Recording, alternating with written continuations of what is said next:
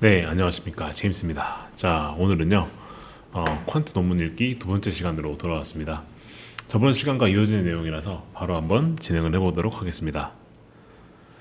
자, 일단 지난 시간에 제가 미국 주식에 대한 장기 기대 수익률이라는 토픽에 대해서 한번 다뤄본 적이 있습니다. 그때 소개드렸던 논문이 있었죠. 이제 그 논문에서 파트 2로 이어지는 게 있습니다. 사실 이게 파트가 6까지 있는 걸로 알고 있는데 이번 그 논문 읽기 시간에 계속해서 쭉 다뤄볼 예정이에요. 자, 이제 이번 시간에 논문 이름은 뭐냐 이런 겁니다. 자, 읽어드릴게요. Exceptional Expectations.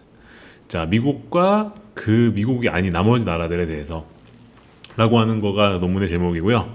이거를 제가 여러분이 알기 쉽게 좀 의역해드리면 이렇게 의역할 수 있습니다. 과도한 기대. 미국 주식에 대해서 그리고 나머지 국가 주식에 대해서. 사실 이제 이거는 어떤 얘기를 하는 거냐면은 미국 주식에 대한 과도한 기대가 과연 합리적인 것인가. 그래서 우리가 이 미국 주식에 대한 이 과도한 기대에 대해서 이해하는 걸 통해서 우리가 그 앞으로 기대 수익률이라고 하는 게 어떻게 되는 건지 한번 이해해 보자 라고 하는 게 이 논문의 주제겠다 라고 봐주시면 좋을 것 같아요. 자, 지난 논문에 이어서 이번에도 장기 수익률에 대한 이야기를 좀 다룹니다. 이건 뭔 말이냐면은 3년에서 10년 사이를 보고 투자한다면 이라고 하는 게 가정이에요. 사실 그래서 단기 관점에서는 얘기가 다를 수 있습니다. 이거 꼭 명심하셔야 됩니다. 지금 말씀드리는 거는 장기 수익률에 대한 얘기입니다. 그러니까 길게 보고 했을 때 얘기인 거예요. 사실 단기 수익률은 아무도 모릅니다. 단기간 예측은 사실 되게 힘든 거예요. 근데 사실 장기 예측 같은 경우는 우리가 좀 오히려 단기보다 쉬운 경우가 많거든요. 그래서 투자를 길게 보고 접근한다면 이라는 게 가정이기 때문에 혹시나 이번 논문의 결론은 뭐냐면은 향후에는 미국 주식은 10년 동안 그렇게 재미가 없을 것이고, 그리고 나머지 나라죠. 그러니까 미국을 제외한 나머지 나라들이 좀 좋을 것 같다는 게 논문의 결론인데, 혹시나 이 얘기를 그냥 듣자마자 그럼 미국 주식이 떨어진다는 얘기냐 라고 생각하시고 악플다시는 분들, 이제 그런 분들은 이게 장기 수익률에 대한 얘기다. 그러니까 이제 단기간 1년 사이에는 오를 수도 있어요. 특히나 미국 같은 경우에는 내년이 중간 선거이기 때문에 더 그럴 수도 있는데, 근데 장기적으로 봤을 때는 안 좋을 수도 있다는 말을 하는 거기 때문에 당장 단기간 떨어진다는 얘기가 아닙니다. 저는 미국 주식 당장 팔라는 얘기를 하고 싶은 게 아니에요. 그냥 이 장기 수익률에 대해서, 특히나 투자를 장기간 본다면 장기 관점에서 얘기인 거니까 꼭 참고해서 들어주시면 좋을 것 같습니다. 자, 이번 논문의 핵심 질문은 뭐냐. 우리가 장기 수익률을 볼 때 지난 35년 동안 미국 시장은 비미국 대비해서 연평균 약 4.7% 초과 수익률을 기록을 했다라고 합니다. 이따가 데이터로 나옵니다. 그 실제로 데이터를 보게 되면은 미국 주식은 다른 나라들에 비해서 연평균 무려 4.7%나 더 많이 올랐다. 그럼 이게 왜 그런 것일까를 분석해 보자는 겁니다. 자, 그랬을 때 우리가 생각할 수 있는 건 뭐냐? 아, 미국에 좋은 기업들이 있으니까 그런 거 아니냐? 그래서 미국의 그 기업들의 실적이 더 빨리 성장해서 그런 거 아니냐라고 생각할 수 있는데, 실제로 데이터를 까보니까 이 기업이 성장하는 것보다는 밸류에이션 리레이팅이라고 하는 게 뭔 말이냐면은 케이프라고 하는 게 있어요. 이 케이프라고 하는 게 PER이랑 똑같은 걸 보시면 됩니다. PER. PER이 뭐죠? 주가 수익 비율이라고 하는 건데 그 어닝 대비 가격이죠. 이 PER이 올랐다는 건 무슨 뜻이냐? 이거는 가격이 많이 올랐다는 뜻이에요. 뭐보다? 기업의 실적 성장보다. 즉 기업의 실적 성장보다 가격이 먼저 올랐을 때 PER가 오릅니다. 즉 이제 이 기업 실적보다는 가격이 그냥 오른 게 더 컸었다 라는 겁니다. 그러다 보니까 현재 2025년 초, 이제 이때가 이제 논문 쓰는 시점이 이제 2020년 초입니다. 이때 미국 시장의 상대적 밸류에이션은 역사적 극단 수준으로 과거의 데이터를 분석해본 결과 이제 향후에는 장기간 역전 가능성이 있을 수 있다 라고 논문에 분석을 합니다. 즉 이건 무슨 말이냐? 향후 장기간 동안에는 특히나 3년, 10년 넘게 본다면은 이제는 미국 주식이 상대적으로 더 안 좋을 수도 있다. 다른 나라들에 비해서 라는 분석인 겁니다. 자, 그러면은 우리가 향후에는 이런 미국의 예외적인 성장이, 즉 US exceptionalism이라고 합니다. 즉 미국은 예외적이다. 미국은 예외적으로 앞으로도 좋을 것이다 라고 하는 게 실제로 지속이 될까? 아니면 이런 밸류에이션 부담이 실제로 수익률을 깎아먹을까? 라고 하는 거에 대한 분석이다 라고 봐주시면 좋을 것 같아요. 자, 이제 이 논문에서 가장 중요한 슬라이드 하나가 나옵니다. 실제로 데이터를 보게 되면은 이렇게 말씀드렸죠. 이제 여기 이 A번 그림 보시게 되면은 여기 이 초록색 선 있죠. 이 그 초록색 선 요게 이제 뭐냐면은 그 미국이 아닌 다른 나라들의 수익률을 그려놓은 거고요. 여기 위에 있는 요 그래프가 미국의 실제 그래프라고 보시면 됩니다. 그랬을 때 실제로 미국이 아닌 다른 나라들의 미국 주식은 훨씬 더 높은 수익률을 지금까지 기록을 했어요. 무려 장장 45년이에요. 45년 동안 미국 주식은 연평균 4.7% 아웃퍼폼을 했습니다. 다른 나라들에 비해서. 근데 아래 보시게 되면은 여기 있는 게 그 미국에 있는 기업들의 EPS, 즉 주당 수익률이죠. 주당 순수익의 성장은 사실상 미국이 아닌 다른 나라들에 비해서 어떻습니까? 그렇게까지 드라마틱하게 성장을 크게 하지 않았어요. 그래서 보시게 되면은 이 차이의 정도는 1% 수준에 그치더라 라고 하는 게 이 논문에서 데이터를 보니까 분석한 내용이었습니다. 그래서 오른쪽 그림 보게 되면 여기 있는 게 그 렐러티브, 그러니까 이제 상대적인 거죠. 즉 미국과 미국이 아닌 국가들의 상대적인 수익률을 보니까 상대 수익률이 그죠? 가장 가파르게 올랐고요. 그리고 relative EPS growth, 이게 뭐냐면 이제 그 이 미국이 다른 나라들에 비해서 얼마나 EPS가 성장했느냐라고 하는 걸 본 건데 이게 가장 폭이 적었고요. 그리고 그렇다 보니까 CAPE, 이게 아까 말씀드린 대로 PER이죠.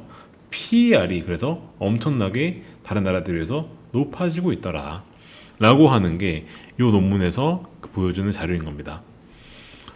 자, 그러면은 미국이 그 EPS 성장이 그죠? EPS 성장이 이 주가의 상승에 기인한 게 아니면 대체 어떤 요인들이 기인한 것일까? 생각해 보게 되면은 그럼 혹시 배당 수익률이 차이 난 거 아니었을까? 생각해 볼 수가 있죠. 사실 배당 수익률 많이 줄수록 사실 순수익은 떨어지는데 그죠? 주주에게 환원을 많이 하면은 그것 때문에 주가가 오른 게 아닐까 볼 수 있는데, 그래서 저자들이 친절하게 분석을 해봤어요. 그래서 실제로 보게 되면은 이 디비던드 일드라는 게 이게 뭐냐면 배당 수익률인 건데, 배당 수익률 같은 경우에는 차이를 보게 되니까 미국이 오히려 다른 나라들에 비해서 떨어지더라, 무려 1% 이상 떨어지더라 라고 하는 게 이 논문의 분석 결과였었고, 그러면은 미국이 금리가 낮아서 그런 거 아니냐, 즉 매크로 요인이 기여한 게 아니냐 라고 볼 수 있는데, 실제로 보게 되면은 리얼 인터레스트 레이트라고 하는 게 있죠. 요거는 거의 차이가 나지 않았다, 0% 수준에서. 그래서 실제로 금리 수준도 거의 비슷했었다. 그러면 대체 EPS가 기인한 것도 아니고, 그리고 이 배당이 기인한 것도 아니면 대체 왜 기인한 것이냐, 그것은 곧 이제 미국에 대한 기대 수익률 자체를 높게 가정한 게 결국엔 핵심이었다. 그래서 실제로 데이터를 까보니까 애널리스트 컨센서스를 보게 되었을 때 특히나 미국 기업의 성장률이 다른 나라들에 비해서 더 높게 성장할 것이다 라고 예상했던 것들이 훨씬 데이터를 보니까 많았었다. 근데 문제는 뭐냐면 실제로 데이터를 보게 되면 실제로 미국이 그 이익 성장을 한 거는 다른 나라들에 비해서 애널리스트들은 더 높게 기대를 하고 있지만 그거에 실제로 실현되진 않았다. 그래서 과거 15년 동안은 빈번히 빗나갔었다 라고 하는 게 이제 요 논문에서 분석 결과였습니다. 즉 무슨 말입니까? 실제로 이 기대 수준이 차이를 만든 건 말 그대로 이 사람들의 미국에 대한 기대 때문에 가격이 더 많이 올랐던 것이지, 실제 데이터를 까보면 이익 성장 그렇게 많이 되지 않았다 라고 하는 게 이 논문의 핵심입니다. 그리고 이제 그렇다 보니까 사실상 왜 이렇게 그러면은 미국의 기대 수익률이 높아지느냐, 미국은 IT 테크 비중이 높으니까 성장성이 많이 반영이 되어서 실제로 이 신산업들이죠. 신산업들이기 때문에 앞으로 더 높은 성장을 반영할 것이다 라고 하는 게 이 논문에서 주장한 내용인 거고요. 그리고 실제 자금으로 보게 됐을 때도 이제 2021년, 2004년 동안 이때 동안에 기관 자금 유입이 압도적으로 쏠려서 이제 이것 때문에 밸류에이션 갭이 더 갈수록 더 커졌다.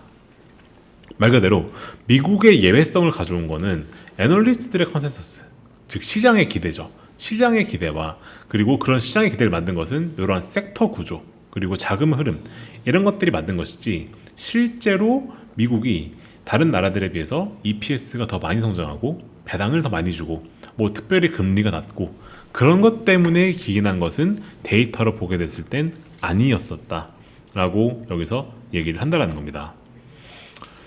자, 그렇게 되면 이제 대체 어떤 게 문제가 되느냐, 현재 여기 아까 보여드렸던 그림입니다. 아까 보여드렸던 그림을 보게 되면은 이제 미국이 다른 나라들에 비해서 더 아웃퍼폼을 하는 정도가 지금 현재 거의 2배 이상을 넘어갔고요. 그리고 더 문제가 되는 것은 PER 밸류에이션이죠. PER 밸류에이션 이것도 거의 2배수 수준까지 근접해 와 있습니다. 이 말은 무슨 말이냐면 밸류에이션이 현재 다른 나라들에 비해서 너무 높다라는 겁니다. 그래서 문제는 뭐냐면은 현재 미국이 이제 앞으로도 계속적으로 다른 나라들에 비해서 더 우위의 수익을 내려면 추가로 연 평균 2.2% 이상의 성장 우위가 필요한데, 보시면 아시겠지만 실제로 그 정도의 유의미한 EPS 차이를 만들어내고 있지 못하다는 겁니다. 이게 이제 이 논문에서 지적하고 있는 포인트예요. EPS 성장의 그 차이는 현재 봤었을 때 그렇게까지 마지노하게 크게 나지 않는데 밸류에이션만 높아져 있으니까 이제 우리가 이걸 해소하려면 둘 중 하나가 돼야 되죠. 이익이 실제로 더 많이 성장하거나 혹은 가격이 그만큼 내려오거나 둘 중 하나가 돼야 된다는 겁니다. 근데 현재 미국에서 뭐 보호무역, 뭐 관세, 뭐 이런 것들이 새로 플러스로 부과되고 있는 상황에서 과연 앞으로 이런 성장 우위를 미국이 가져갈 수 있을까라고 하는 게 논문이 걱정하는 부분인 거고요.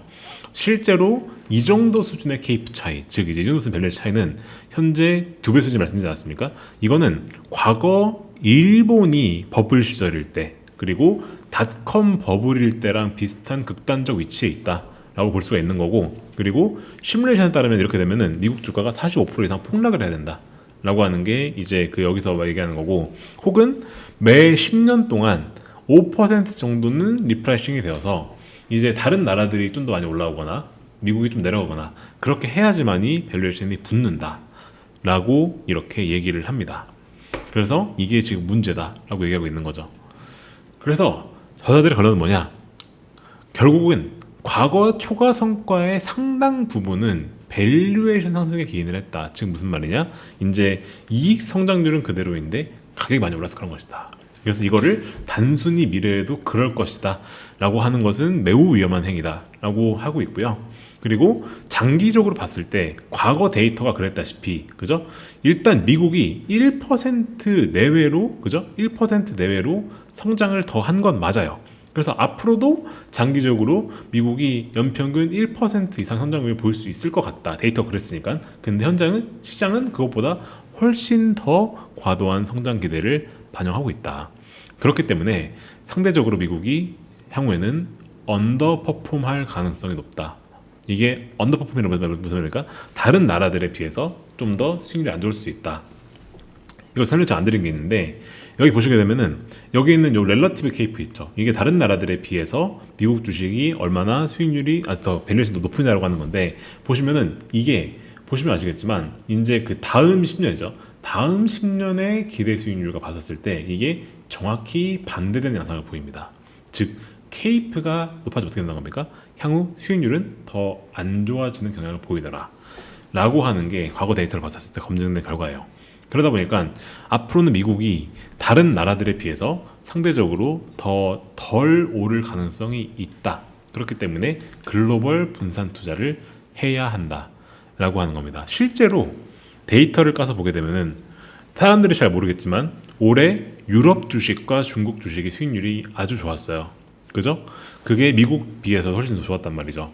그러다 보니까 앞으로는 이런 글로벌 분산 투자가 매우 중요해지고 있다. 마지막으로 이런 말을 합니다. US 오버밸류에이션이 US 엑셉셔널리즘보다 더 강력하다. 그러니까 과대평가에 대한 위험이 미국의 예외주의보다 더 현재는 강력한 설명력을 띨 것으로 보인다. 그러니까 앞으로는 미국 주식에 대해서 비중을 축소하는 것을 조금 더 검토할 필요가 있겠다라고 말을 한다는 거죠. 자, 그럼 저의 결론은 뭐냐? 이런 장기 투자 관점을 제가 계속 말씀드리고 있습니다. 근데 이런 걸 제가 가서 왜 말씀드리느냐? 사실 대부분 사람들은 단기 투자만 본단 말이죠. 근데 장기 투자는 언제 유용하냐면은 우리가 언제 리밸런싱을 준비해야 되는지를 미리 알려주는 효과가 있습니다. 즉 이제 앞으로 향후 1년 동안 미국 어떻게 될지 솔직히 잘 모르겠습니다. 더 오를 수도 있어요. 근데 현 상황에서는 슬슬 리밸런싱을 검토할 때라는 시그널을 주고 있다는 겁니다. 그러니까 미국 주식을 많이 하고 계신 분들은 이 미국 주식이 많이 올랐으니까, 그죠? 슬슬 다른 나라들로 한번 리밸런싱을 검토할 때가 왔다는 시그널을 주고 있다는 겁니다. 그래서 논문에서는 채권 혹은 다른 자산군 혹은 다른 국가로의 리밸런싱을 계속 권장하고 있습니다. 제가 늘 드리는 말씀이 있는데 이게 글로벌 분산 투자예요. 특히나 요즘에 크립토 같은 것들로 분산 투자하는 것도 현명 방법이 될 수가 있죠. 특히나 미국 주식 빚이 높으신 분들 같은 경우에는, 특히나 미국 주식으로 투자를 잘하시는 분들 많이 계십니다. 그런 분들은 이제 미국 주식을 제일 많이 봤다면은 슬슬 수익을 실현할 타이밍이 오고 있다는 말씀을 저는 개인적으로 드리는 겁니다. 뭐 향후 1년 정도 더 갈 수도 있어요. 근데 그 이상 장기적으로 봤었을 때는 슬슬 위험할 때가 올 수 있으니까 향후 1년 동안 미국 주식을 서서히 비중을 줄여 나가면서 다른 나라로 비중을 조금씩 갈아타는 게 지금은 더 나은 수단일 수도 있다 라는 관점을 제시해 드리기 위해서 이렇게 제가 계속 장기 관점에서의 이런 것들을 말씀을 드리고 있는 겁니다.